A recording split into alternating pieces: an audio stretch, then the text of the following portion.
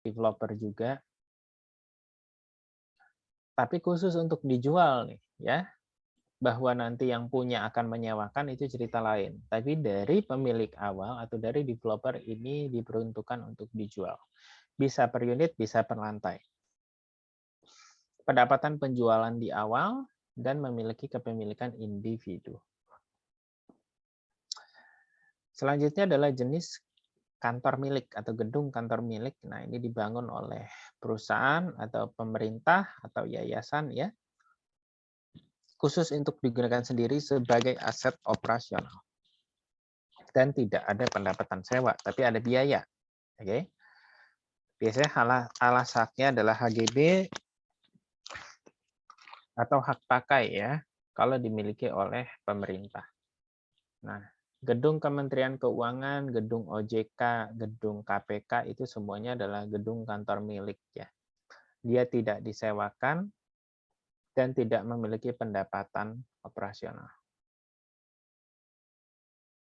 Pertanyaannya aja, kalau Anda diminta menilai gedung perkantoran, akan menggunakan pendekatan apa? Pendapatan, Pak. Pendapatan. Pendapatannya dari mana kira-kira? Dari hasil sewa ruang perkantoran itu, Pak. Kan nggak disewakan dia. Nggak disewakan. Iya, Pak. Iya, Pak. Saya kira disewakan, Pak.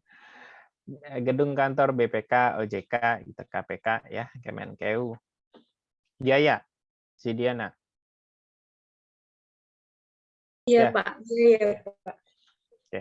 Boleh nggak kalau saya asumsikan atau saya hipotesiskan ini disewakan gitu loh? Boleh, Pak. Boleh, Pak. Boleh aja. Ya, tapi dilihat dulu HBU-nya. Kalau legally permissible-nya, jelas dia pemerintahan, nggak bisa ya. Tapi kalau legally permissible-nya ternyata perdagangan dan jasa, walaupun alas haknya hak pakai, itu bisa kalian asumsikan. Jadi bisa di-value menggunakan income approach, bisa juga di-value menggunakan cost approach. Oke, tapi kalau jelas itu peruntukannya pemerintahan, jangan sekali-sekali menggunakan pendekatan pendapatan sebagai pendekatan di dalam penilaian. Tapi untuk alat ukur nilai kita ini sudah pas apa belum, itu boleh menggunakan logika-logika dari income approach. Ya, lihat legally permissible-nya. Oke. Kalau kita bicara karakteristik ya, salah satu hal yang paling fundamental dan yang paling signifikan dalam memengaruhi value suatu office tower ya adalah lokasinya. Oke.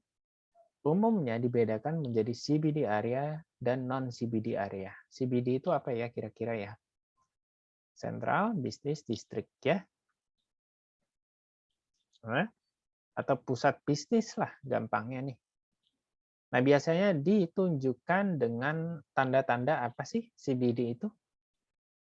Naik borhood-nya ya, rata-rata densitasnya tinggi, rata-rata gedung-gedung yang punya densitas tinggi, yang punya magnet kegiatan perekonomian yang besar.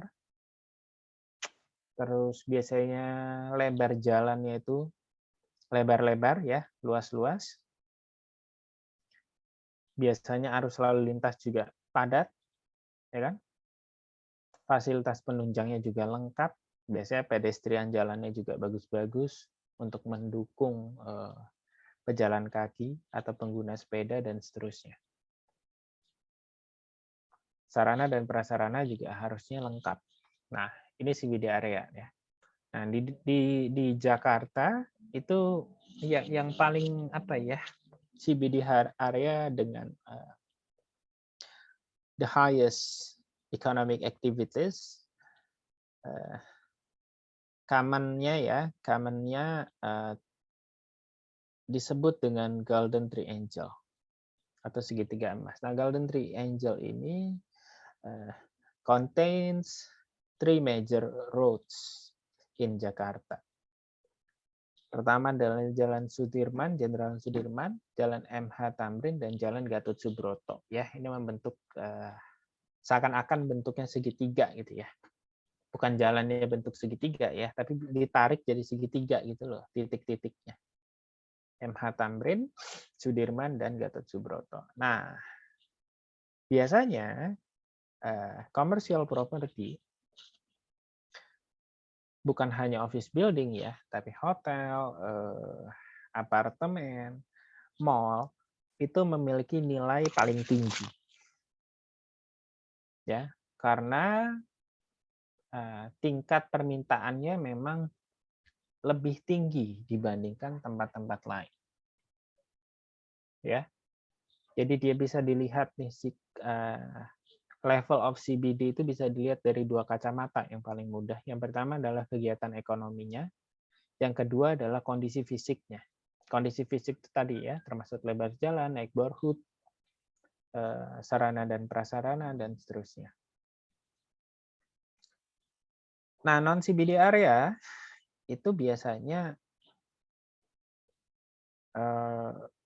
nilainya nggak setinggi yang di CBD. Bukan biasanya ya, hampir pasti.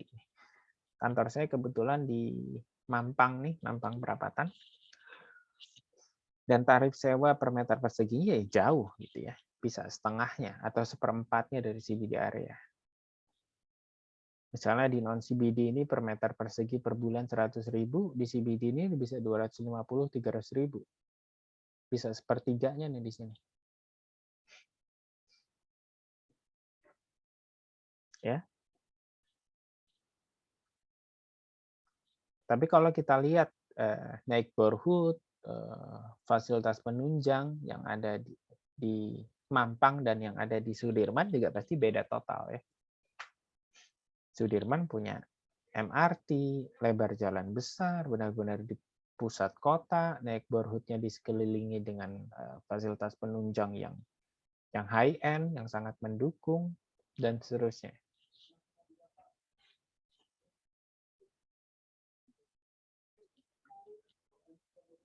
Nah, saya mau nunjukin dan juga menguji kira-kira kalian kebayang nggak ya?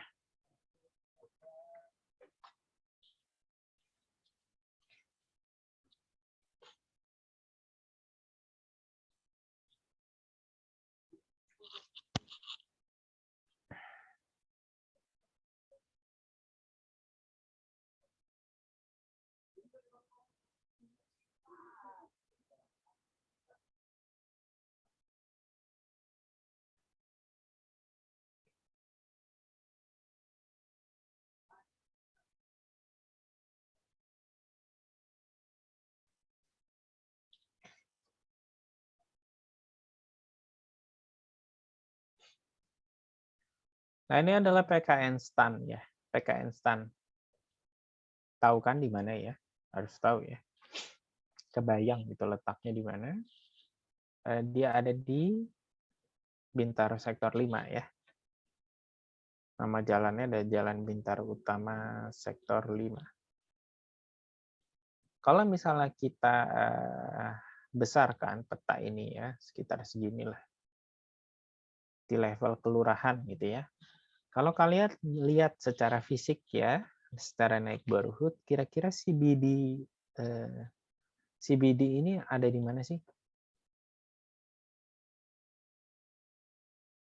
Di itu kan Pak, di CBD-nya area Bintaro. Trans Snow World Bintaro, Taman Jalan Bintaro, CBD, Premier Bintaro Hospital, seperti itu Pak.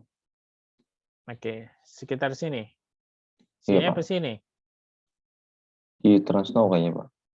Di Trans. Oke, ada lain? Kenapa Maulana kamu berpikir bahwa ini CBD-nya? Karena kondisi jalannya besar Pak, lebih besar dibandingkan yang lain-lain. Dan merupakan gedung-gedung yang besar juga Pak. Aksesibilitas ke tol juga dia yang paling dekat ya. Jalannya lebar, neighborhood-nya juga memang sangat mendukung komersial. Memang blok-bloknya di-prepare, disediakan untuk kegiatan komersial atau kegiatan ekonomi. Ya, sedangkan ini si STAN ini sebenarnya berada di tengah-tengah permukiman. Ya, berada di tengah-tengah permukiman dia.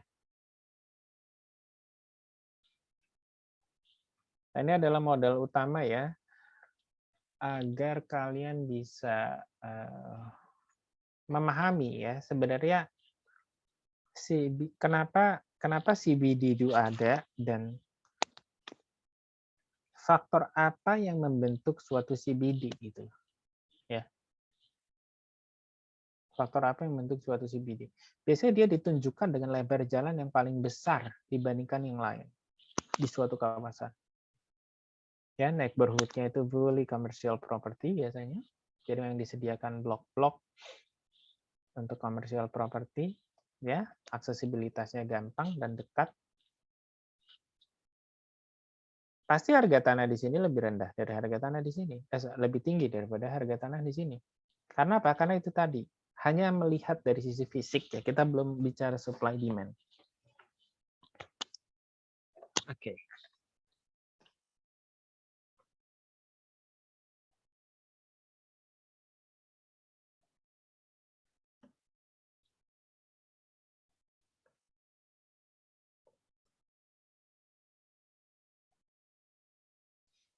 Nah, selanjutnya adalah karakteristik fisik bangunan. Pertama adalah kualitas bahan bangunan. Lihat fasadnya, lihat lobi lantai dasar dan lobi liftnya. Toilet umum, dan apakah dia punya sertifikasi green building atau tidak. Ya. Ini harus di state nih di laporan penilaian. Usia bangunan. Kalau dilihat secara fisik, ya usia bangunan semakin tua itu kecenderungan nilainya semakin tinggi atau semakin rendah? Semakin rendah ya, Pak. Semakin rendah, ya, semakin rendah. Tapi kalau dilihat dari kacamata income atau dari kacamata cash flow, usia bangunan semakin tinggi itu nilainya semakin rendah atau semakin tinggi? Belum tentu, ya, belum tentu, Pak.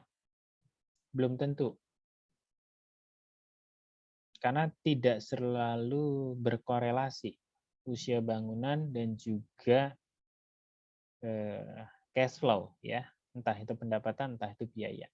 Yang pasti ya usia bangunan yang semakin tinggi, kalau kita lihat cash flow-nya, pasti biaya perawatannya akan semakin tinggi juga. Tapi bukan berarti pendapatannya menjadi rendah, enggak. Ya, kalau orang itu biasanya tua-tua keladi. Nah, kira-kira itu banyak nih bangunan-bangunan di Jakarta, gedung kantor yang tua-tua keladi. Makin tua makin jadi. Jadi tidak melulu ya. Tapi kalau dari kacamata cost approach ya nilainya pasti lebih rendah. Nah inilah yang tidak bisa di capture ya. Salah satu kekurangan pendekatan biaya ini. Ya dia tidak bisa mengcapture kemampuan suatu commercial property untuk mengenerating income karena yang dilihat adalah fisiknya. Nah, ini salah satu kekurangan biaya ketika kita mengaplikasikan, mengimplementasikan dalam penilaian commercial property. Desain dan layout bentuknya seperti apa? Ya. Bentuknya common atau tidak common sih sebenarnya ini. Terus luas per lantai ya. Luas per lantai. Nah, kecenderungannya luas lebih besar itu lebih disukai. Ya, luas per lantai atau luas tipikal bahasa kerennya. Teknologi, mesin, utilitas bangunan atau machinery and equipment ME nih. Lift ya, merek, kapasitas, AC, network, dan fasilitas penunjang. Biasanya ada parkir kendaraan, ada bank atau ATM ya. Nah, bank dan ATM ini jadi faktor yang lumayan signifikan juga mempengaruhi keputusan suatu tenan itu akan memilih office building ini atau tidak ya. Kecenderungannya office building yang memiliki cabang-cabang bank besar di bangunannya itu okupansinya lebih tinggi daripada yang tidak. Oke, kenapa kira-kira? Fahri punya perusahaan. Perusahaan itu kan kebutuhan finansialnya macam-macam, ya. Mulai dari belanja, beli makan siang, bosnya, uang bensin, ya toh, beli ATK, apalagi ngegaji, kirim girik, kirim ngasih deposito, dan seterusnya ya, banyak sekali ya. Kalau misalnya kita punya bank nih di bawah, lantai bawah, berarti nanti kan orang keuangan tuh bisa turun gitu ya, tanpa harus pindah, tanpa harus ke bank di luar gedung kantornya, dia bisa ngehemat waktu, bisa ngehemat biaya perjalanan juga, dan bisa lebih efisien.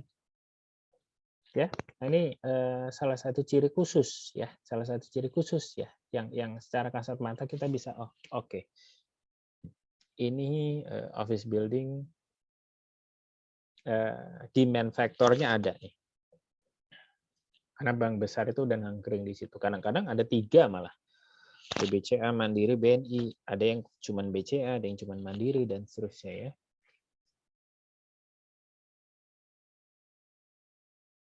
Oke. Saya mau tanya nih terkait dengan teknologi dan mesin ya, dan mesin peralatan. Kalau kita menggunakan penilaian, kalau kita menggunakan pendekatan pendapatan untuk menilai satu office building, ya, sebenarnya mesin dan peralatan itu kita nilai apa enggak? Coba nih, Zamzumil. Kamu nilai satu office tower nilainya 1000. Nah, nilai 1000 itu termasuk nilai mesin dan peralatan enggak? Atau hanya office-nya aja? Kayaknya termasuk deh, Pak. Termaksud. Kenapa termaksud? Misalnya office building itu kalau mesin dan peralatannya dinilai juga. Jadi kalau 1000 berarti mesin dan peralatannya termasuk, Pak. Ya. Karena mesin dan peralatan itu, ya, karena office building itu tidak bisa berfungsi, ya, kalau nggak ada mesin dan peralatan nih. Benar nggak saya? Dia nggak bisa disebut office building kalau nggak ada liftnya. Masa orang disuruh jalan naik tangga ke lantai 20? Kayak zaman ini aja ya, kayak zaman Romawi ya.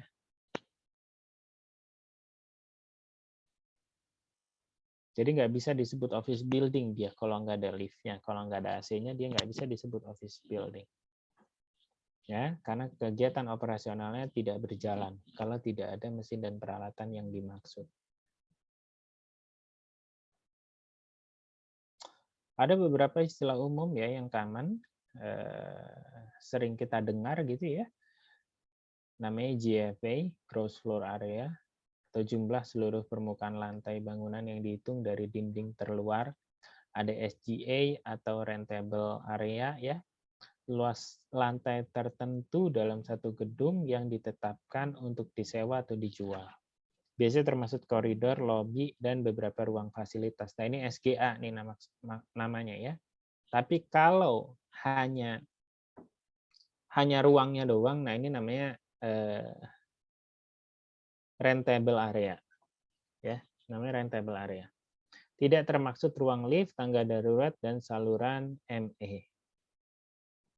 Nah, yang disebut net floor area ini yang dihitung dari dinding terdalam tembok pembatas. Jadi luas sesuai sertifikat biasanya ya. Kalau orang BPN ngitungnya adalah net floor area dari dinding terluar. Tapi kalau developer atau kontraktor ngitungnya dari GFA, dari gedung terluar. Kalau net floor dari gedung terdalam.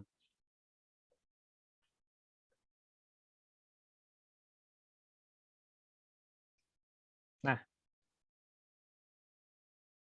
ini ya GFA, ini SGA ya. Jadi SGA-nya adalah si orange ya ditambah si biru. Kok si biru? Si kuning. Orange tambah kuning namanya SGA. Orange aja namanya apa? Rentable? Rentable? Rentable area. Kalau semuanya namanya GFA, Pak. Ya. Gross floor area. Itu aja gampangnya ya. Kalau semua namanya GFA, kalau yang disewakan saja namanya apa namanya? Rentable area ya. Nah, kalau sama dengan common area seperti koridor gitu ya atau lobby itu namanya SGA. Nah, SGA itu tidak disewakan ya. Ini tidak disewakan tapi dihitung. Ngerti nggak maksudnya? Kalau Andika nyewa nih yang ini, titik ini. Ini Andika nyewa ini. Ya, Dik ya. Yang 184 Dik. Nah, saya sebagai pemilik gedung ngitungnya sampai sini kamu. Ngitungnya nih.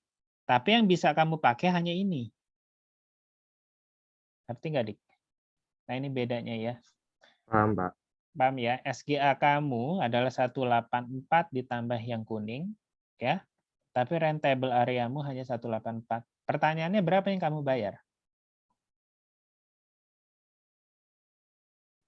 Sesuai rentable area dikali dengan tarifnya, Pak. Rentable area doang? Hah?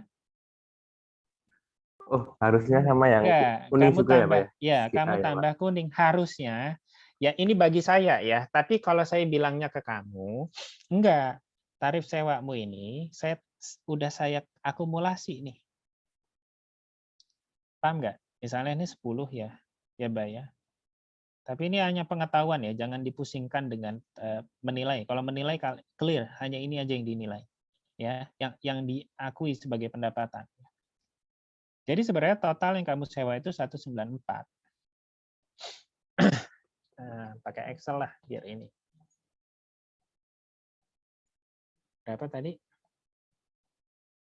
Rentable 184 ya. 184, Pak. SGA 10 ya. Total harusnya kan 194 ya. Benar nggak? Tarif sewa 100.000. Oke.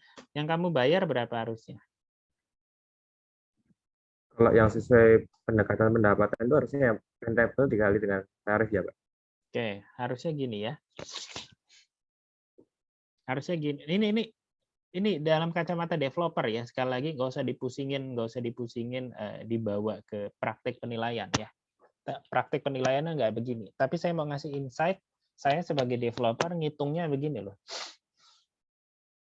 Jadi saya total ya segini nih yang harus kamu bayar. Ya. Ini harus kamu bayar nih. Ya.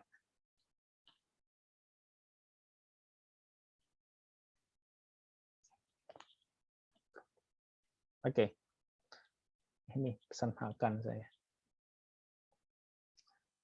Yang harus si Andika bayar segini. Oke, dengan tarif saya 100.000. Tapi saya sebagai developer menawarkannya tidak begitu. Yang saya tawarkan adalah segini nih. Nah, Pak tarifnya 105, saya bilang. Ya.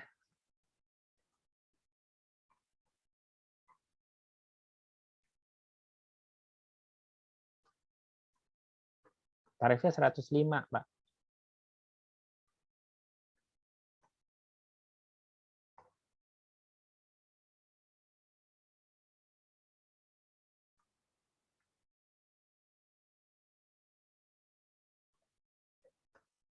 Sama nggak, Dik? Jadi kamu itu sebenarnya saya kadalin dalam tanda kutip ya. Tarifnya saya naikin, pengalinya sama. Ngerti nggak? Paham, Pak. Nah, ini kacamata developer. Sekali lagi jangan dipusingkan, jangan dibawa-bawa ke praktik penilaian. Nanti bingung ya. Karena saya kebetulan ya karena saya tahu persis gitu ya, bisnis office building seperti apa. Jadinya begini, ya. Jadi saya sebagai developer atau marketingnya lah ya, ngitungnya ini begini awalnya. Saya harus terima segini, oke. Tapi masa kamu kan ribet ya, apa sih SGA? Ini kan kamu tenan nih, orang kegiatanmu itu kegiatan logistik misalnya perusahaannya. Apalagi itu SGA, apa? Ya pokoknya saya nyawa segini, ya saya bayar segini gitu loh. ya kan? Kamu nggak mau tahu apa itu SGA, apa itu net floor area atau GFA. Ya, pokoknya saya sewa segini, Pak. Oh iya, Pak. Saya kenakan segini ya, Pak, tarifnya. Gitu. Ngerti nggak maksudnya? Paham ya? Clear ya? Kalau kepanjangan bahas ini sama calon tenannya bisa ditinggalin nanti marketingnya. Ribet banget sih, Mbak, katanya. SGA, GFA gitu. Ya, mudahnya begini ya, tapi cara berpikirnya ini supaya tahu.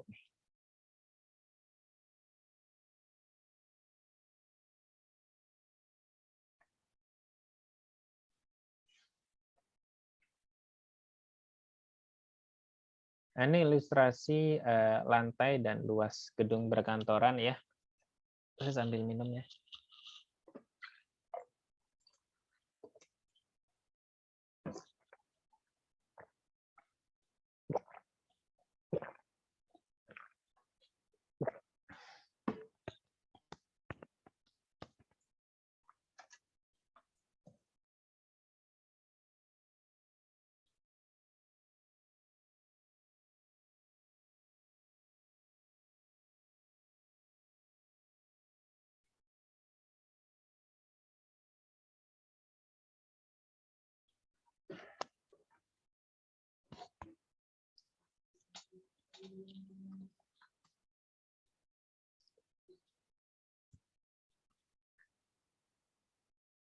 Nah ini kira-kira nih semi gross dan net area ya tadi.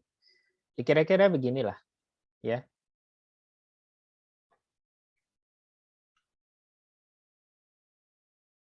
Nah ini lantai tipikal nih yang sama nih, oke? Nah ini ada yang agak nyamping sedikit. Terus ini juga lantai tipikal tapi masuknya ke low zone ya. Dan ini lobby, ground floor.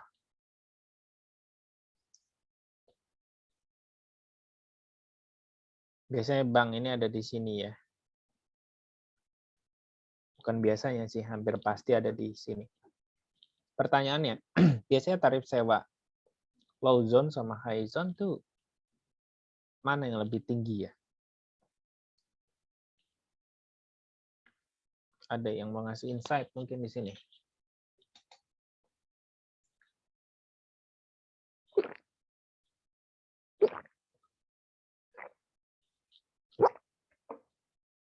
Hah? Yang lebih tinggi mungkin, Pak. Yang lebih tinggi tarifnya lebih tinggi. Iya, Pak. Oke, ada yang lain mungkin nggak setuju sama Fahri? Yang lebih rendah Mungkin mungkin. Yang lebih rendah, Afan ya tadi ya? Ya. Kamannya ya, yang lebih rendah itu tarifnya lebih tinggi. Kenapa? Ada beberapa hal. Pertama adalah masalah keamanan, ya, mitigasi resiko nih, bencana. Karena kalau ada apa-apa, lantai yang lebih rendah itu memiliki kesempatan keluar lebih tinggi, chance-nya daripada yang lantai lebih tinggi. Pertama. Yang kedua, aksesibilitas. Lift-nya akan semakin pendek jangka waktunya. Tangga juga sama, lebih pendek ya. Walaupun ada juga beberapa disadvantage, salah satunya adalah masalah view dan pemandangan ya. Nah, kalau saya perhatikan, walaupun sebenarnya selisihnya nggak signifikan, kecuali lantai dasar ya atau lobby ya, itu jelas signifikan. Tapi kalau saya perhatikan sebenarnya para eksekutif, para direksi itu biasanya ya di perusahaan-perusahaan multinasional atau BUMN besar itu berada di sekitaran sini lah, tengah-tengah tapi cenderung ke lower zone, ya, tengah-tengah cenderung ke lower zone. Tapi ada juga eksekutif yang mintanya di atas, ya tergantung sih. Jadi sebenarnya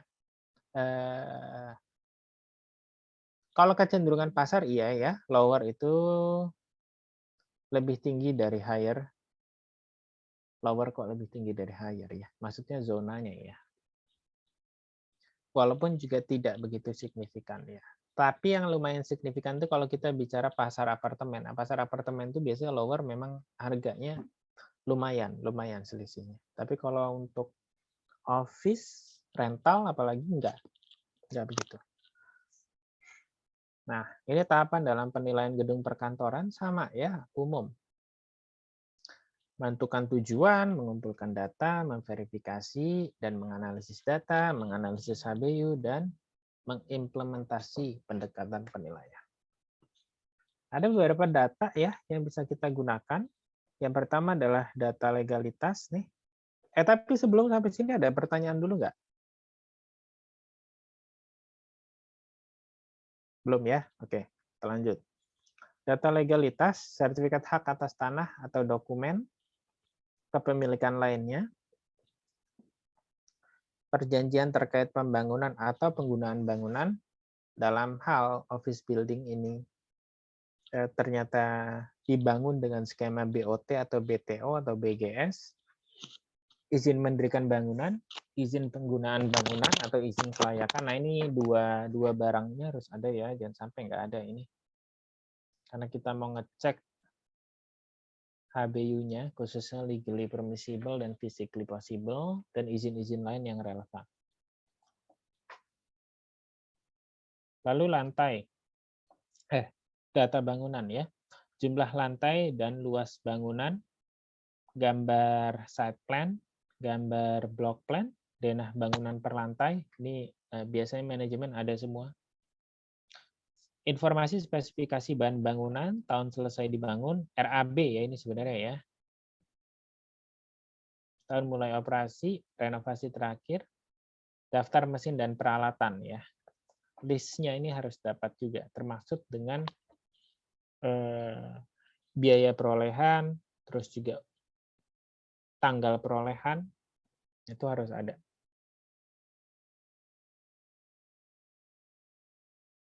Boleh ngukur nggak Pak bangunan? Office tower diukur. Jangan ya. Nanti kliennya kamu nggak dipakai lagi sama klien nanti. Oke. Dikira tukang soalnya, bukan dikira penilai. Jadi jangan sekali-sekali mengukur. Jangan sekali-sekali melakukan pengukuran bangunan. Oh Pak, terus cross check-nya gimana? Site plan ini udah benar apa enggak? Ya, yang pertama ada beberapa cara ya untuk memverifikasi nih dari Google Earth. Tahu nggak caranya? Nggak tahu, saya ajarin.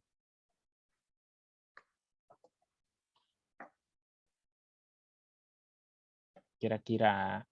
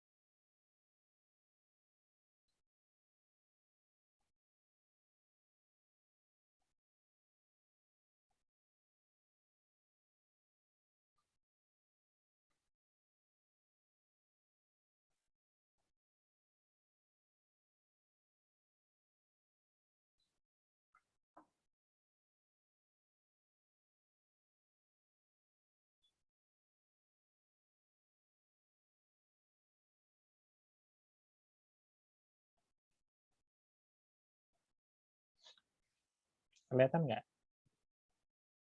Kelihatan ya? Kelihatan, Pak. Misalnya kita mau ukur nih, Wisma Nusantara ini berapa sih?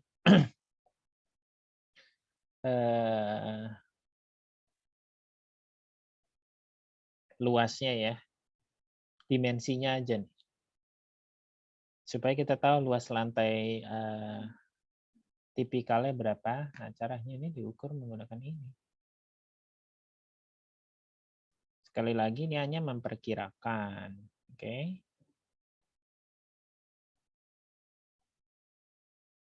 Luas lantai tipikalnya berapa?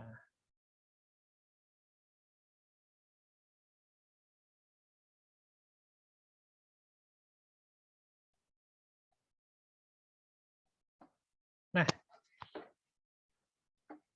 perimeter 126 ya, atau keliling ya. Keliling 126 meter, area 805 tipikal ini. Ini kayaknya ada gedung keduanya ya, atau saya nggak tahu persis nih bentuknya seperti apa. Tapi ini juga bisa kita ukur. Misalnya kata manajemen, kalian lihat data sekitar 30 lantai. Berarti GFA-nya ya dengan metode Google Earth adalah 30 kali 805. Benar ya? Hah? Terus dicek dengan blueprint site plan dia. Masuk apa enggak? Atau lihat profil umum gedung perkantorannya masuk apa enggak. Ya sederhana aja. Lebih efektif, justru malah mungkin lebih akurat ya dibandingkan mengukur secara manual ya. Gitu. Ini juga sama, semuanya bisa diukur ini. Ya.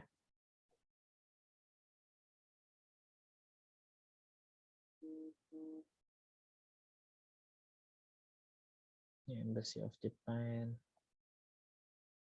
Menara Topaz.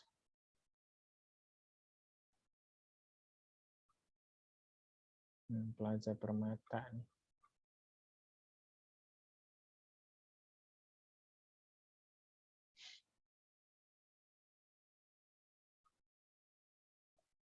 Geraha Mandiri.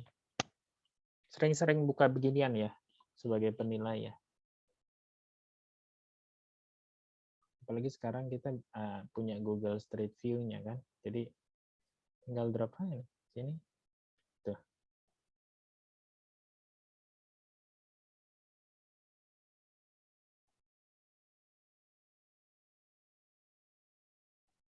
Mungkin kalau yang udah kangen sama kampus juga bisa jalan-jalan ke stan ya.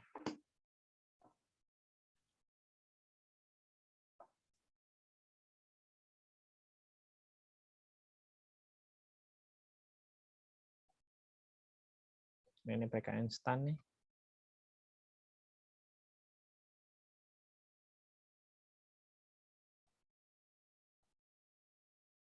Oh, bisa nih sampai dalam. Tuh.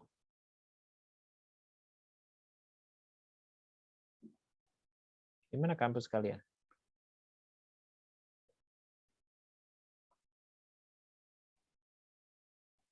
Gimana tempat Di kalian? depan biasanya, Pak. Hah?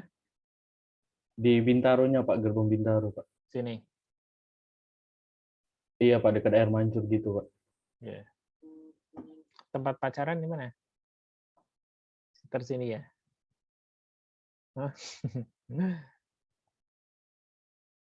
Tahu lah saya banyak kok kafe di sini. Nggak kehitung kafe di sini mah.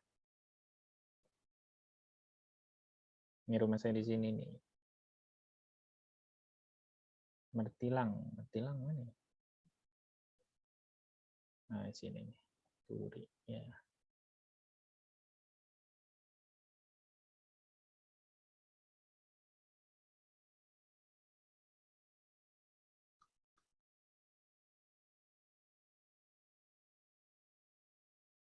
Oke.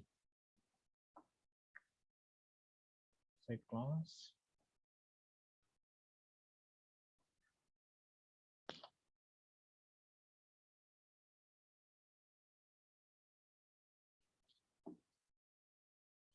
Oke, data fasilitas penunjang bangunan ya. Ruang pertemuan, gedung parkir ya, serta kapasitas parkir, sarana ibadah, toko retail penunjang kayak Alfamart atau Alfamidi atau 7-Eleven atau Guardian ya dan teman-temannya itu.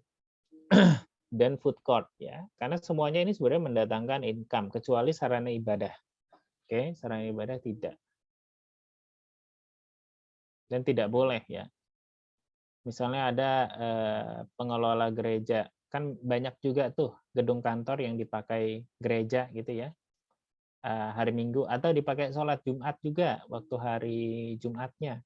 Nah, itu nggak bisa diakui ya, karena uangnya nggak boleh masuk ke manajemen tuh. Biasanya dimasukkan ke pengelola, pengelola masjid atau pengelola gereja. Setahu saya itu ya. Karena banyak loh ini, khususnya gereja ya. Gereja itu banyak sekali sekarang pakai pusat perbelanjaan, mall biasanya. Tapi setahu saya nggak boleh ya. Nah, tapi kalau untuk food court, retail, dan seterusnya itu harus dilihat dan bisa dihitung ya. Mereka mendatangkan income sebesar apa gitu ya.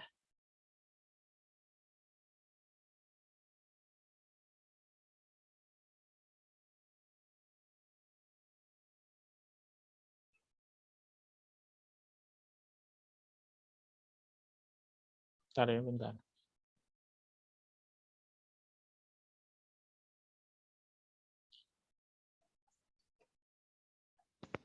Nah, untuk ballroom dan meeting room, nah ini harus hati-hati juga ya kalian. Karena biasanya penyewaan ballroom ini biasanya untuk resepsi ya. Modelnya adalah half day atau full day. Jadi misalnya siapa nih?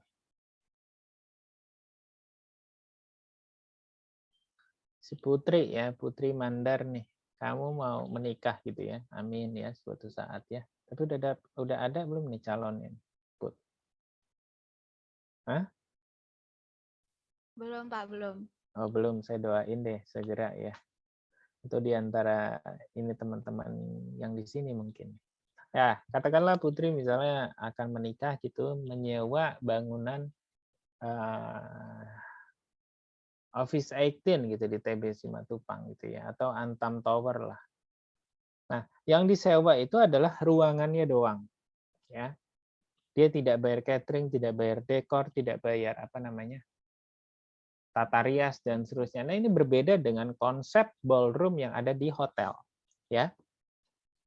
Hotel, kalau Anda mau menyewa, si Putri menyewa hotel dihitungnya per pax. Ya, per pax. Per pax itu include makan, biasanya sudah include dekor juga. Kalau tata rias itu biasanya opsional ya, bisa disediakan pihak hotel, bisa tidak. Makan, dekor, ya, bahkan apa namanya souvenir itu biasanya juga kita bisa negosiasi dengan pihak hotel. Nah, ini beda dengan yang di gedung kantor. Kalau yang di gedung kantor kita hanya menyewa si ballroom-nya atau meeting room-nya aja. Entah untuk kegiatan pernikahan atau kegiatan rapat-rapat ya. Makan dan seterusnya itu disewa dengan pihak ketiga gitu loh. Sehingga yang diakui di sini adalah sewa ruangan. Oke. Itulah kenapa di dalam variabel pendapatan maupun biaya hotel, meeting room ataupun ballroom itu diakui sebagai pendapatan apa? Put, kalau di hotel. Hah? Pendapatan apa, Put? Food and apa?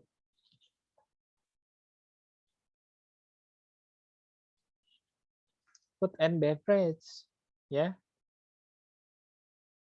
Jadi kalau kamu mau merit di hotel, itu orang hotelnya nyatet yang kamu bayar per pax itu ke pendapatan F&B. Nggak ada pendapatan meeting room di hotel tuh nggak ada. Oke, clear ya? Nggak ada ya. Jangan sekali-kali kamu buat proyeksi hotel ada pendapatan ballroom atau meeting room. Rugi besar hotelnya. Karena dia untungnya dari jualan makanan, bukan dari nyewain ruang. Pernah ada acara di hotel nggak, teman-teman? Pernah ya? Ya, pasti makannya makan di situ. Ada nggak dikasih nasi bungkus atau nasi kotak? Enggak ya? Kecuali secondary lah. Atau orang ada mau ngasih apa jajanan gitu ya. Tapi kalau makan besar ya nggak boleh, haram hukumnya. Hotel nggak akan memperbolehkan itu. Anda kalau mau nyewa ruangan saya ya harus makan dari dapur saya. Nah, kira-kira gitu. Ya, itu bedanya. Oke, selanjutnya adalah data operasional. Yang pertama adalah luas lantai sewa dan informasi tingkat hunian ya. Terus tenancy list lengkap dengan rincian nama penyewa, nomor unit, lokasi, luas unit sewa, periode sewa, tarif service charge, dan cara dan termin pembayaran ya. Contoh perjanjian sewa, nah ini diminta nih. Biasanya saya sih sekitar 5-10% dari populasi sampelnya. Jadi misalnya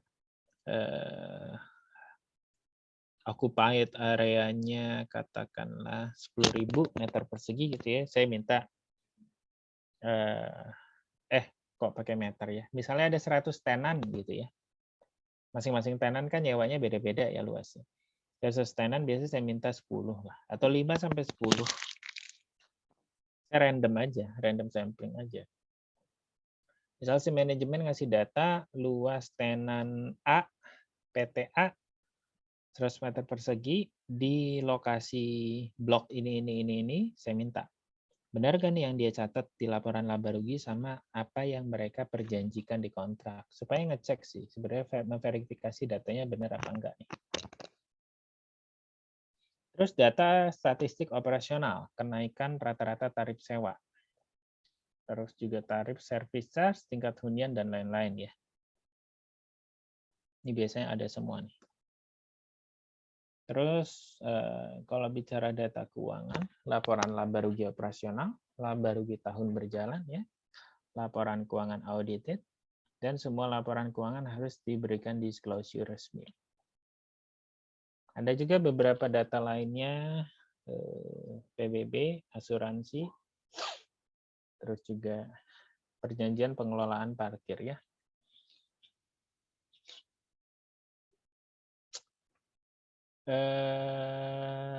Selanjutnya ada tambahan data dari hasil inspeksi dan riset pasar, data dari lokasi gedung perkantoran yang meliputi lokasi, aksesibilitas, bangunan-bangunan gedung perkantoran di sekitarnya ya, data dari Dinas Tata Kota mengenai peruntukan KDB, KLB, tinggi maksimum bangunan, data kondisi fisik, sertifikat tanah, bangunan yang tadi sudah ya, mesin dan peralatan gedung perkantoran. Terus juga data pasar dari tanah di sekitar gedung perkantoran, Anda juga harus mengecek sebenarnya data pasar tanahnya berapa, kalau memungkinkan ya, sebagai alat kontrol nih, nilai tanahnya berapa sih, walaupun kita tidak menggunakan pendekatan biaya. Ya, tapi sebagai alat kontrol, Terus data pesaing seperti tahun dibangun, luas, tingkat hunian, harga sewa, dan seterusnya. Wah, Pak, susah amat, Pak. Gimana caranya saya bisa dapat data di pesaing? Nih, saya kasih tahu caranya. Ya. Nah, ini mungkin dosen lain nggak tahu caranya nih, karena saya pelaku ya. Ya, saya itu sampai punya dua business card. Satu sebagai penilai ya kalau ketemu klien ya. Satu lagi sebagai tergantung kebutuhan. Kalau saya lagi mau nyari data office ya, biasanya ya udah saya buin PT apa kayak misalnya PT Krokodil Nusa Sejahtera, ya kan? Pakai pakaian rapi, datang ke kantor marketing and manajemen. Pak, saya ada rencana mau nyewa dari PT ini, gini. Kira-kira punya karyawan sekitar 25 orang lah. Ada yang available nggak? Oh, ada, Pak. Di mana, lantai berapa? Lantai 10, Pak. Berapa luasnya? 100, Pak. Ditawarin berapa? Oh, ini paling per meter kita kasih buat Bapak 150.000 lah per meter persegi. Service charge sekian gitu. Oh gitu, masih bisa nego? Bisa. Nah, lanjutlah obrolan kita kan. Kalau perlu bawa ke food court. Tanya ini total berapa SGA GFA-nya? Rame nggak sih? Nah, ya hal-hal seperti itu ya memang effort yang diperlukan gitu lah. Apalagi kalau kalian belum pernah sama sekali melakukan valuasi office building sehingga data kompetitor itu nggak punya. Itu salah satu cara. Cara kedua nanya ke teman-teman KJPP yang lain, bisa juga kita sharing informasi ya. Ya itu salah satu cara ya, salah satu cara. Saya kalau penilai saya melakukan valuasi office tower, selalu saya minta Anda harus survei ke kompetitor. Pakai pakaian rapi, pakai mobil yang bagus, supaya orang tuh yakin gitu ya. Ini orang yang mau nyewa. Ini bicara di luar pandemi ya, waktu pandemi ini memang kacau balau lah urusan perkantoran ya. Jadi topik lain kita bahas ya. Tapi ini kita bicara pre-pandemic situation. Saya menerapkan hal seperti itu dan sama untuk penilaian mall atau shopping center juga saya menerapkan hal yang sama. Biasanya saya pakai nama, tahu nggak pakai apa? Burger Blenger. Nah, kalian Google search deh Burger Blenger, itu lumayan terkenal. Nggak terkenal banget sih, tapi namanya ada jelas gitu kalau orang mau nge-search kan. Sampai setahun setengah yang lalu mungkin saya masih diteleponin sama marketing tuh. Ya, marketing di Sudirman Park, marketingnya Epicentrum. Pak, gimana Pak? Jadi nggak? Masih minat nggak Pak? Ini saya kasih harga terbaik deh, gini. Atau ketemu dulu deh Pak. Kita ngobrol Pak. Jadi nggak jadi urusan belakang. Waduh, panjang urusannya. Sampai 1,5 tahun masih dikejar-kejar. Bayangin. Padahal kalau dia tahu identitas asli kita kan nggak apa juga. Ya tapi itulah cara ya, how to inspect, how to survey untuk commercial property valuation itu memang butuh effort lebih gitu. Dan saya nggak mau setengah-setengah gitu loh. Saya mau tahu persis harga kompetitor itu berapa. Jadi in case klien mau challenge mau apa itu, data saya standby siap. Ya, nah, tapi anak-anak sekarang pada susah gitu loh. Hal-hal kayak gitu tuh gimana ya? Dikira norak apa gimana? Kalau saya sih happy aja ngejalanin itu. Sekarang, aduh, payah. Maunya nelpon dari jauh aja. Ya nggak apa-apa sih nelpon dari jauh, tapi paling nggak kirim ini kita kan, bisnis card yang disesuaikan dengan kebutuhan itu tadi, minta dia kirim quotation kan.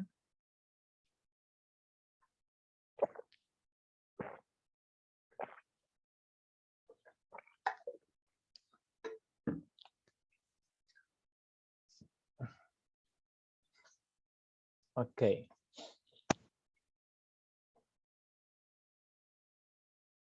Kemarin ada yang daftar AFA nggak? AFA Kongres? Nggak ya? Oh, nggak ada ya. Saya juga nggak share sih ke stand. Padahal itu banyak insight menarik ya dan gratis gitu.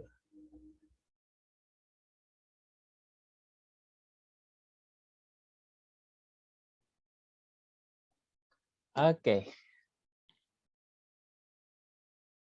Nah, ini data dari penilai ya. Database kita deh intinya nih.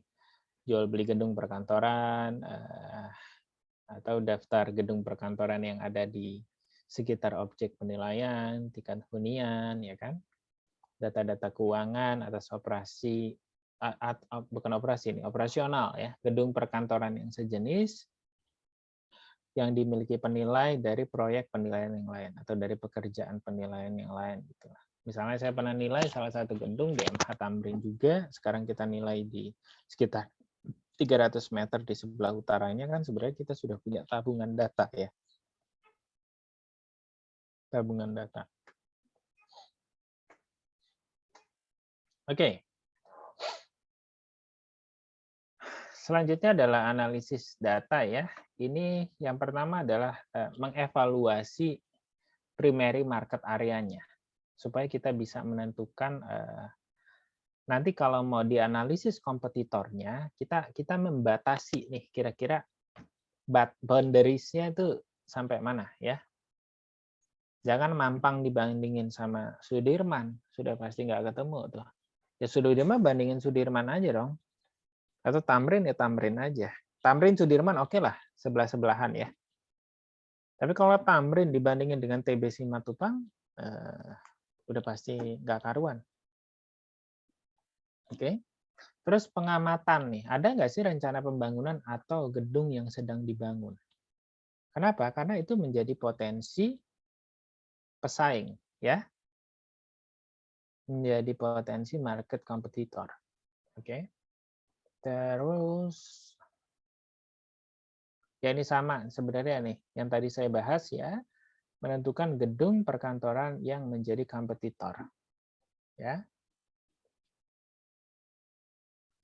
Yang harus sama tipenya, karakteristiknya, building grade-nya ya. Terus analisis atas keunggulan dan kelemahan objek penilaian dibandingkan dengan pesaing. Analisis untuk menentukan tarif sewa ya. Baik menggunakan pendekatan data pasar, melalui teknik perbandingan dan penyesuaian, maupun nih saya kurang tambahkan analisis quality rating ya. Jadi kita akan mempelajari apa itu analisis quality rating dan analisis makroekonomi. Nah ini dianalisis dulu semuanya. Ya, nggak harus detail, tapi paling enggak kita tahu persis cakupan pasarnya di mana ya secara lokasi, boundariesnya apa. Oke, terus kita bisa menentukan nih kompetitornya siapa saja, ada atau tidak proyek yang sedang dibangun, karena ini sangat memengaruhi proyeksi kita. Sangat memengaruhi proyeksi kita. Kalau kita nggak tahu datanya, kita bisa lihat di BKPM, kita bisa lihat di Colliers, ya Colliers biasanya update terus tuh, kira-kira undergoing construction di mana saja dan apa nama office tower-nya, mereka update tuh setiap kuartal ya. Nah, baru kita masuk ke analisis HBU. Di sini ada yang mau ditanya? Pak, saya mau tanya yang slide sebelumnya, Pak. Ya, Boleh ke slide yang sebelumnya enggak, Pak? ini. Nah, iya, Pak. Tadi kan kita harus mempertimbangkan bangunan yang akan going concern ke depannya kan, Pak. Nah, yang di sini tuh ada analisis atas keunggulan dan kelemahan dengan pembanding itu. Nah, kalau untuk kita memperhatikan keunggulan dan kelemahan atas bangunan yang masih going concern ke depannya itu gimana ya, Pak? Saya masih kurang paham.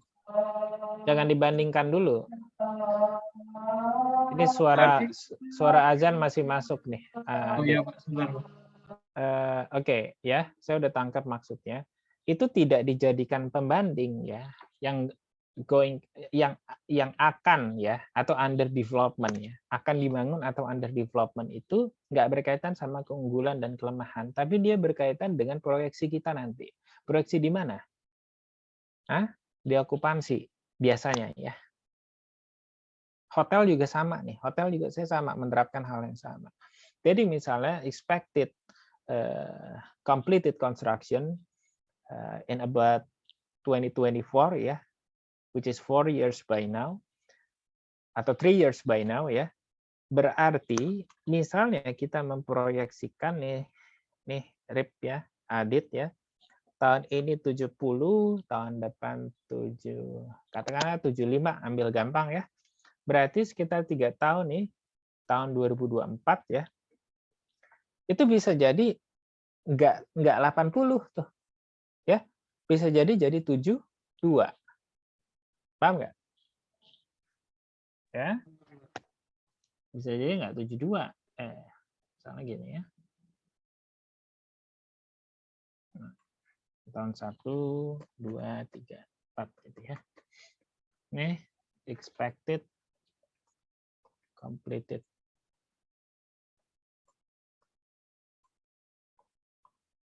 Ya.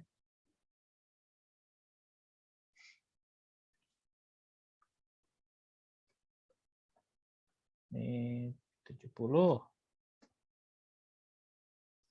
75 nih. Tahun 80.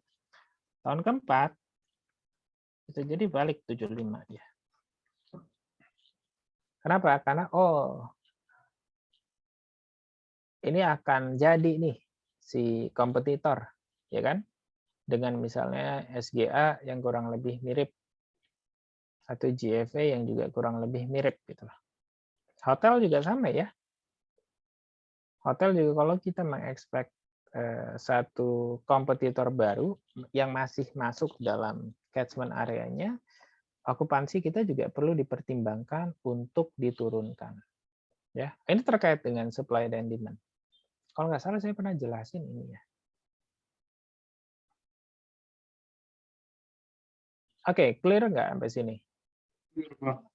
Terima kasih, Pak. Ya. Oke, ada pertanyaan lagi? Izin bertanya, Pak. Ya. Yang terkait food court itu, Pak. Kalau misalnya food court-nya kayak contohnya kayak taman jajan yang di Bintaro itu bisa jadi penunjang untuk gedung yang ada di depannya nggak, Pak? Yang kayak di Bank Permata kalau nggak salah, Pak. Taman jajannya punya siapa? Punya Permata bukan? Bukan, Pak. Yang enggak berarti. Berarti harus satu kepemilikan gitu ya, Pak? Ya, artinya pendapatan sewa dari si taman jajan ini bisa dikapitalisir oleh ownernya. Nah, pertanyaan ownernya siapa? Manajemennya siapa? Gitu kan? Sama kayak beberapa restoran yang namplok di office tower. Nah, itu kan mereka sewanya ke manajemen. Nah, itu bisa dihitung. Tapi kalau sama nih pertanyaan si Fahri itu sama kayak di epicentrum. Epicentrum juga kan banyak food court ya. Nah, food court itu biasanya dimiliki oleh pengelola kawasan, bukan pengelola gedung.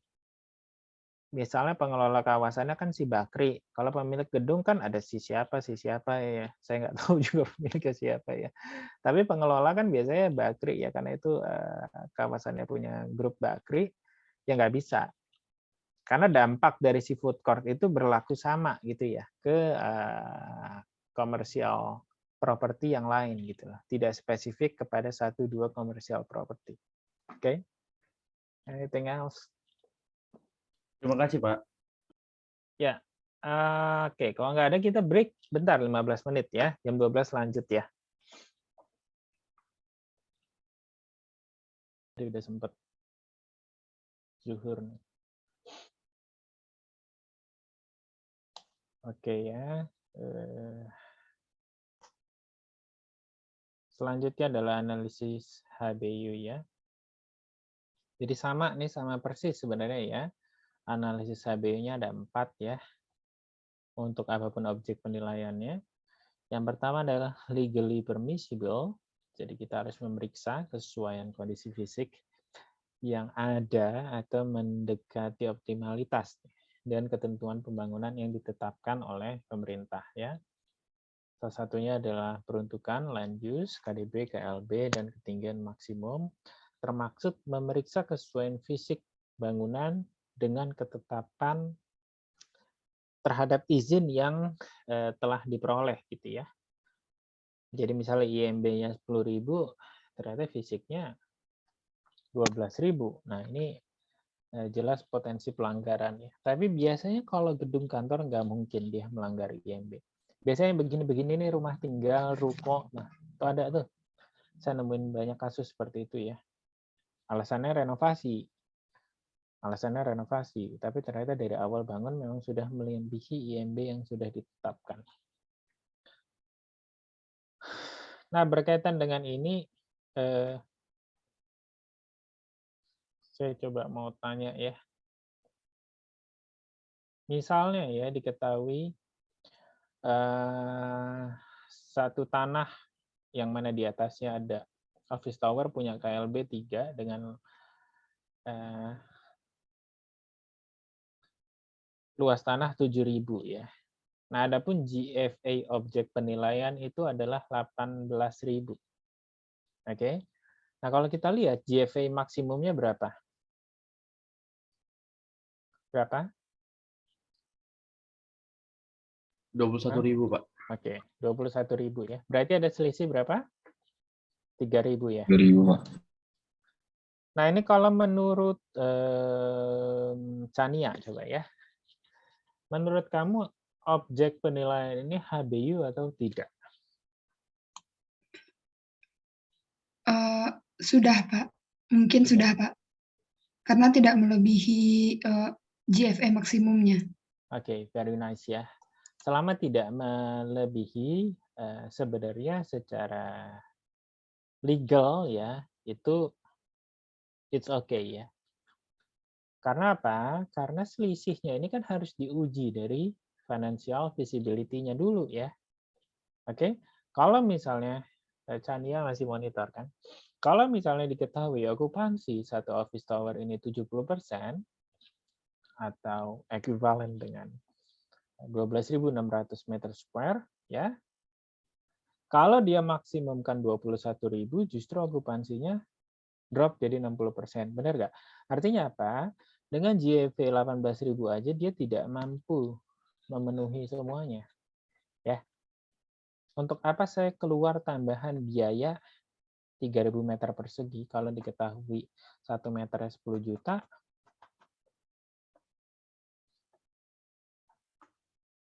Berarti nambah keluar uang 30 miliar, ya, tapi nggak balik ke saya gitu loh, ya. Nah ini nih kacamata penilaian itu begitu ya. Jadi nggak sekedar oh matematika atau hitung-hitungan, oh ini kurang nih, ini nggak memenuhi, selesai. Enggak ya. Kita sebagai seorang penilai itu harus melihat dikembalikan lagi nih ke ekonomi benefitnya. Oke, ke ekonomi benefitnya. Mungkin secara fisik memang dia nggak memenuhi banget, tapi ternyata masih maksimum kok productivity-nya. Kan yang harusnya nanti dikejar adalah itu ya.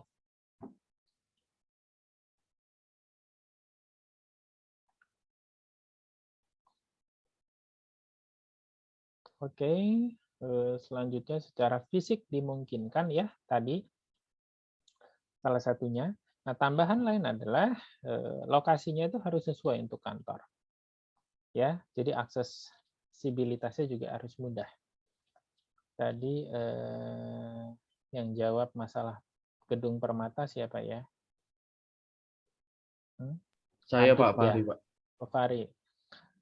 Nah, gedung Permata itu kalau kita lihat Permata Tower itu lebar jalannya besar, aksesibilitasnya mudah. Oke, jadi memang proper banget dibangun gedung perkantoran. Justru stand yang nggak proper sebenarnya, karena frontage-nya itu sempit ya dan macet sekali daerah situ ya. Desain dan bentuk bangunan juga harus sesuai, jangan sampai bikin kantor tapi kayak museum gitu ya. Atau bentuk rumah tinggal tapi sebenarnya kantor. Kualitas bahan, usia bangunan, dan kondisi perawatan.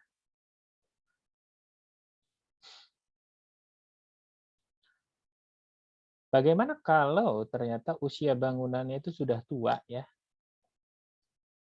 Mungkin secara fisik umur ekonomisnya sudah hampir habis ya. Secara fisik ya. Umur manfaatnya, umur fisik lah, umur fisiknya itu udah hampir habis, tapi masih mampu mengenerating income gitu loh. Nah ini harus hati-hati ya, karena kasus-kasus seperti ini lumayan banyak gitu loh. Bahwa orang masih bisa, bukan orang, gedung itu walaupun tua, tapi mampu gitu loh, masih mampu mengenerating income. Kalau orang kita bicaranya biasanya nyebutnya tua-tua keladi, makin tua makin jadi ya. Nah, ini banyak nih aset-aset seperti ini ya di Jakarta. Selama dia dirawat dengan baik, dia tetap harus dilihat, dikembalikan lagi ke financial visible dan maximum productivity-nya. Terus secara finansial menguntungkan, mudahnya adalah kita lihat data keuangan, GOP atau NOP-nya masih positif apa enggak, oke?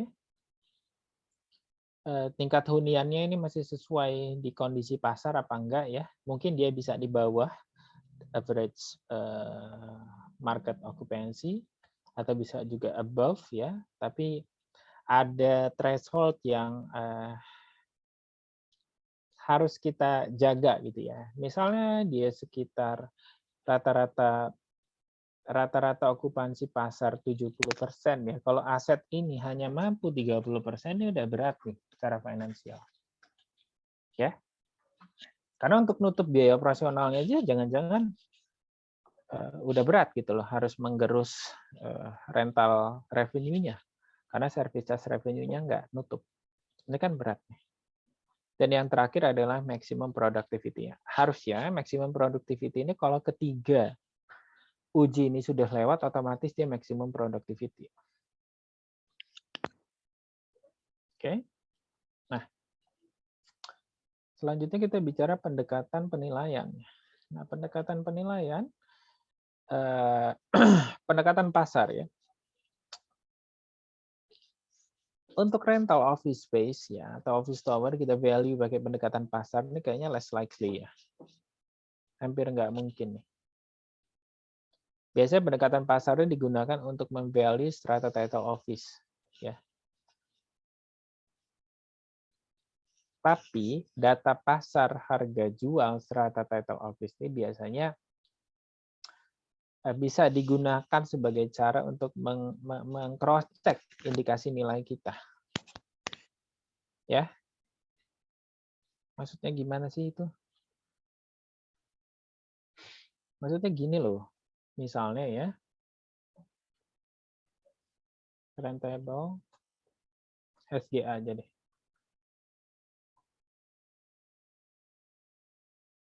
Market value 700 miliar.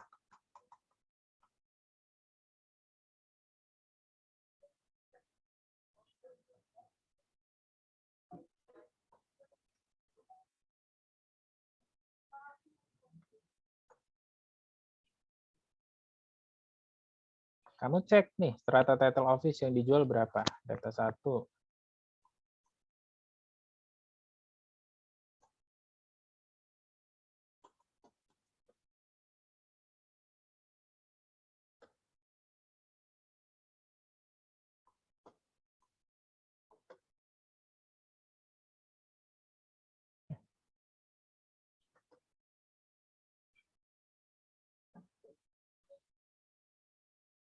Kalau rata-rata ya.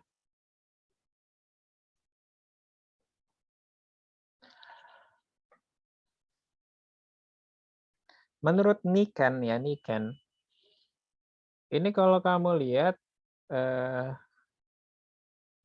angka kamu ini opini nilainya ya.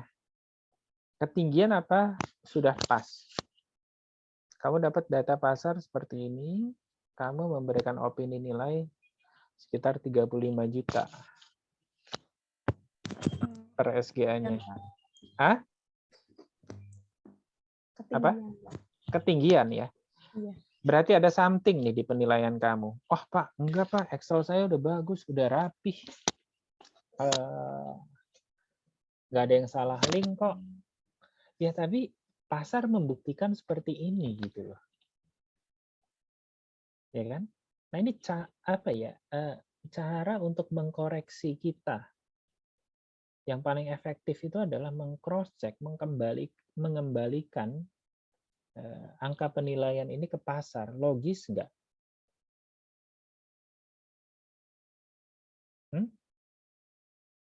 Reasonable nggak di pasar angka kita? Angka kamu udah cantik nih. DCF-nya rapi, okupansinya rapi. Tapi ternyata ada yang salah. Berarti ada something. Di mana salahnya? Banyak.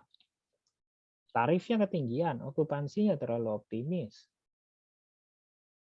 Biayanya kerendahan. Nah, tarif parkirnya misalnya ketinggian, banyak macam-macam. Atau data dari manajemennya cacat, berarti nggak sesuai gitu loh. Nih faktanya gitu loh.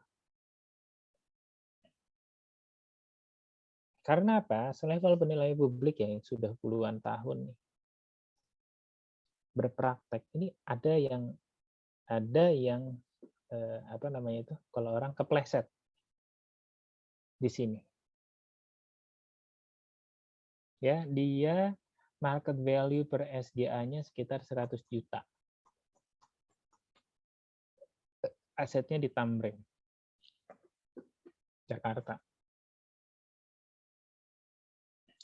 Pertanyaan ini kan gampang kan? Maulana, kamu di Jakarta ya? Saya di Cimahi, tapi saya orang Jakarta juga sih, Pak. Nah, 100 juta, siapa yang mau beli? Per meter 100 juta office tower. Kan gampangnya gitu.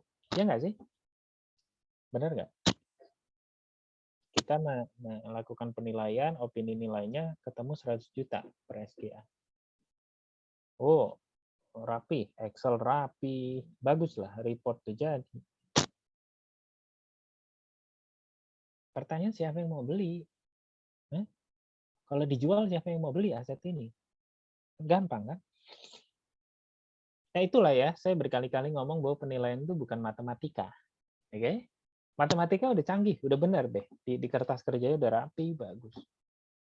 Tapi kita mengopinikan, kita nggak ngecek gitu lah. Reliabilitas pasarnya seperti apa. Jadilah. Dan ini fatal waktu itu kasusnya.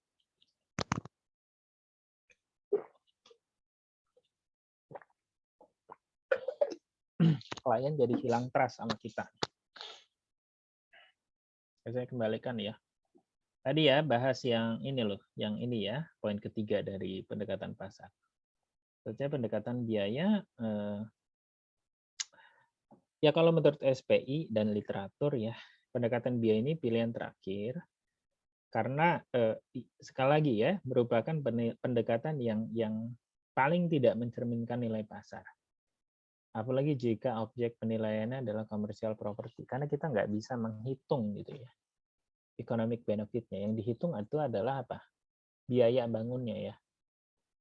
Ya, sacrifice owner untuk membangun itu. Sacrifice itu apa? Pengorbanan. Saya berkorban loh keluar uang 100 miliar untuk bangun ini. Kata orang Jawa, jok ngopo gitu ya. Terus kenapa? Nah, terus kenapa kalau keluar 100 miliar? Pertanyaannya kan, saya harusnya dapetin uang berapa gitu ya dengan saya keluar 100 M. Nah, itu yang nggak bisa di-capture sama pendekatan biaya ya. Benar nggak? Saya bangun 100 miliar, terus ngapa? Pertanyaannya adalah, saya mau dapat uang loh sekitar 150 miliar. Tapi saya harus bangun, harus keluar modal 100 M. Kira-kira layak nggak ya buat saya? Yang saya ukur saya dapat berapa dulu gitu loh. Bukan saya bangun berapa dulu, baru saya hitung dapat berapa. Enggak. Saya dapat berapa dulu dengan keluar uang sekian gitu lah.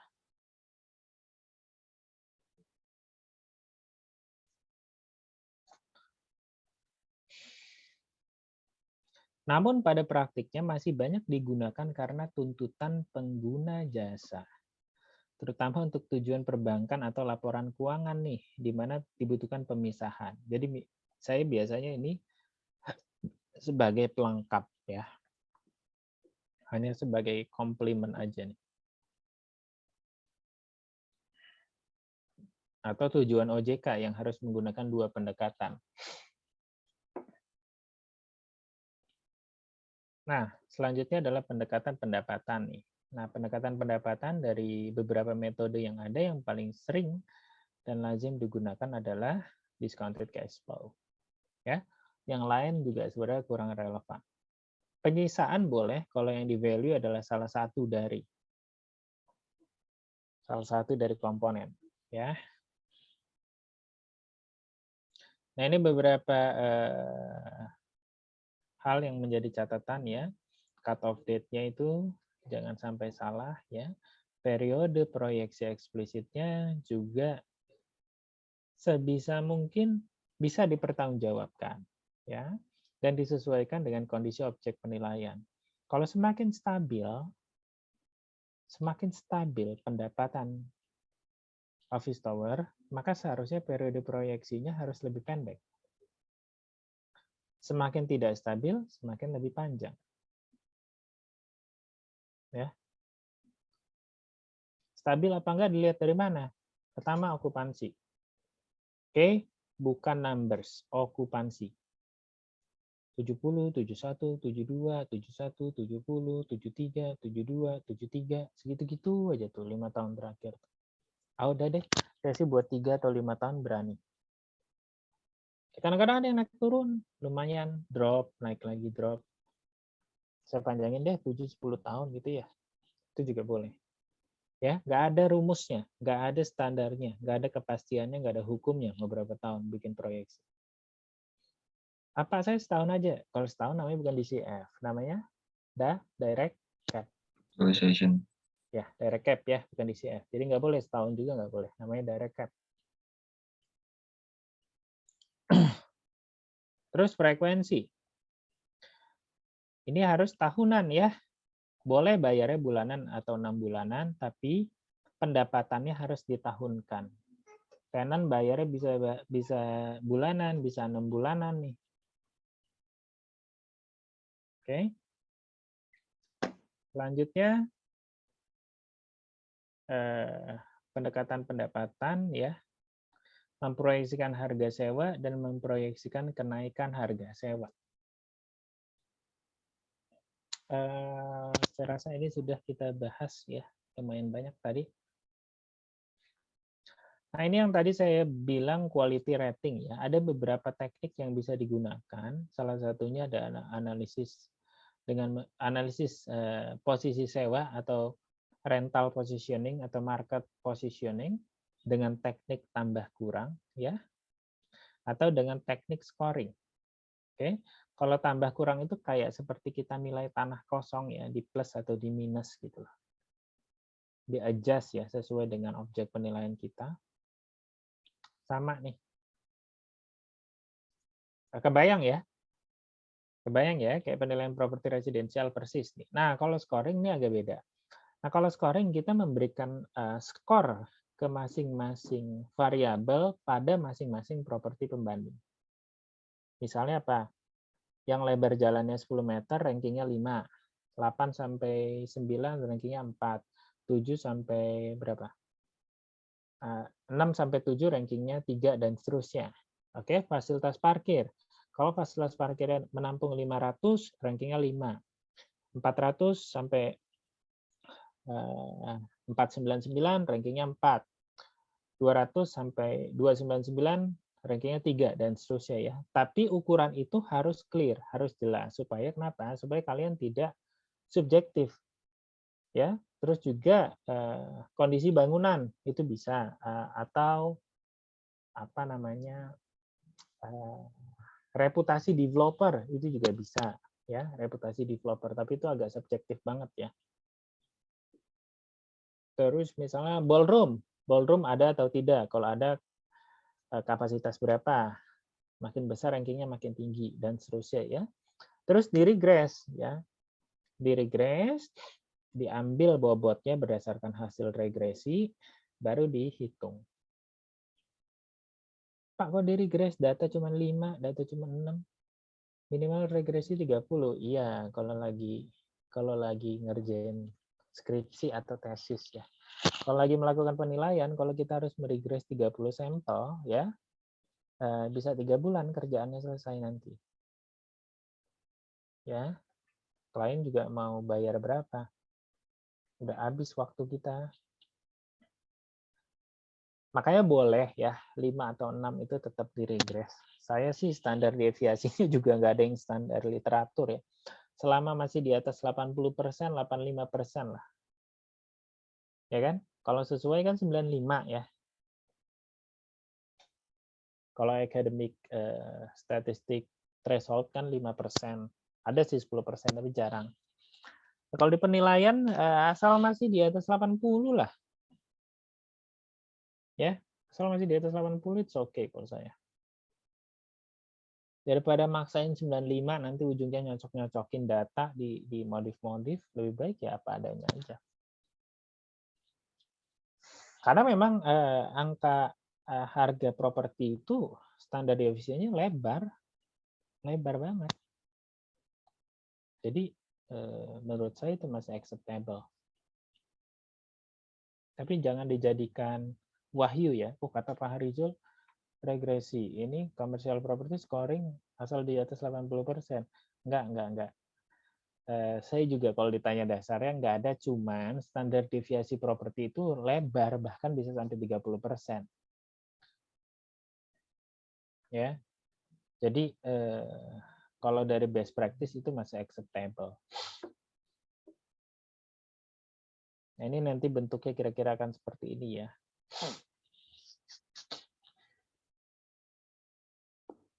Oke.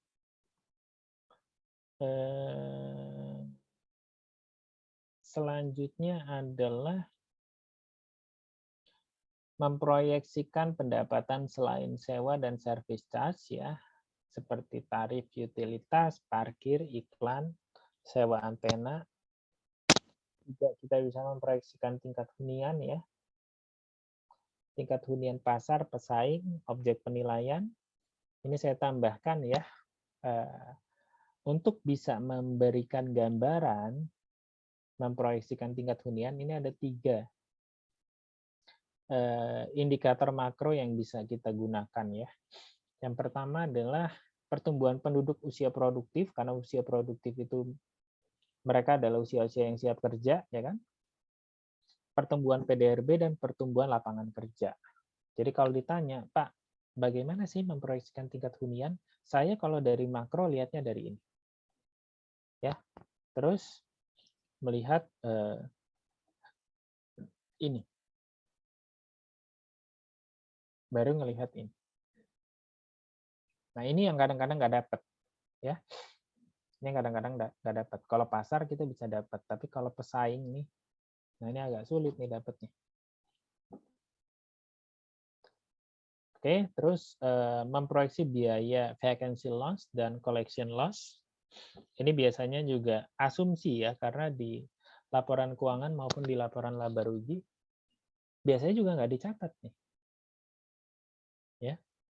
Terus kita menghitung EGI atau effective gross income.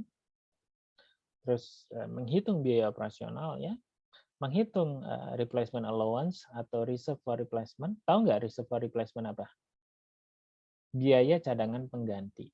Apa maksudnya biaya cadangan pengganti? Jadi misalnya satu office tower punya lift umurnya katakanlah 10 tahun.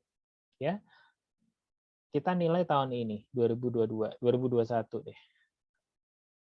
Berarti kalau dari straight line method ya, umur ekonomis lift itu akan habis di tahun 2031. Benar nggak? Berarti 2031 owner harus membeli lift baru untuk mengganti yang lama, ya, supaya dia nggak keluar capex besar di tahun 2031, dia cicil tuh, gue sisihin deh supaya nanti waktu lift ini benar rusak, udah siap nih dana penggantinya, tuh. Satu. Nah, yang kedua adalah misalnya ada kerusakan yang sifatnya unexpected. Kalau tadi kan sifatnya expected. Kalau ini unexpected. Misalnya apa, Pak? Misalnya tiba-tiba nih kita ada gempa dikit gitu ya, plafon ada yang rusak. Atau dinding ada yang retak, atau kaca ada yang retak. Ya kan? Atau misalnya ada kebakaran. Kecil ya. Yang nggak di-cover asuransi. Nah, itu bisa langsung diganti menggunakan replacement allowance atau cadangan biaya penggantian ini, atau reserve for replacement juga bisa. Setelah itu kita hitung net operating income-nya. Ya kalau udah sini udah selesai. Kalau noise sudah ketemu, terminal value, terus di present value kan, udah ketemu nilai kan. Ini nggak banyak sebenarnya nih, variabel pendapatan dan biayanya nggak banyak. Karena sebenarnya office tower itu cenderung yang paling mudah dilakukan dibandingkan yang lain ya. Yang paling sederhana, yang paling simpel.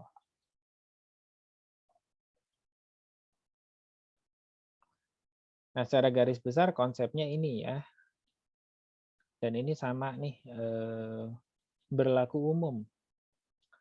Skema penyusunan proyeksi pendapatan itu adalah komposisi yang seimbang ya antara kinerja historis atau kinerja masa lalu dengan apa?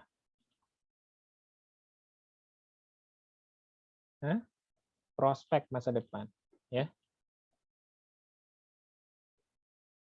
Baru kita bisa bicara hari ini, karena prospek masa depan itu kan harus ditarik ke hari ini semua. Ya, kalau kita terlalu berat ke pasar juga nggak bagus. Kalau kita terlalu berat ke masa lalu juga nggak bagus, nggak bisa move on nanti. Jadi harus mempertimbangkan kinerja masa lalu dan review data pasar saat ini. Baru kita bisa memproyeksikan masa depan.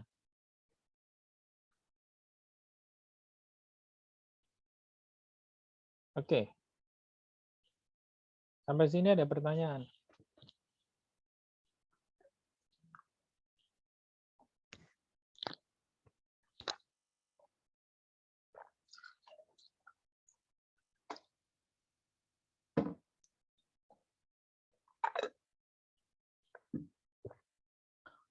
Oke, kalau nggak ada pertanyaan, kita cukupkan ya kuliah kita hari ini. Terima kasih atas waktu dan atensinya.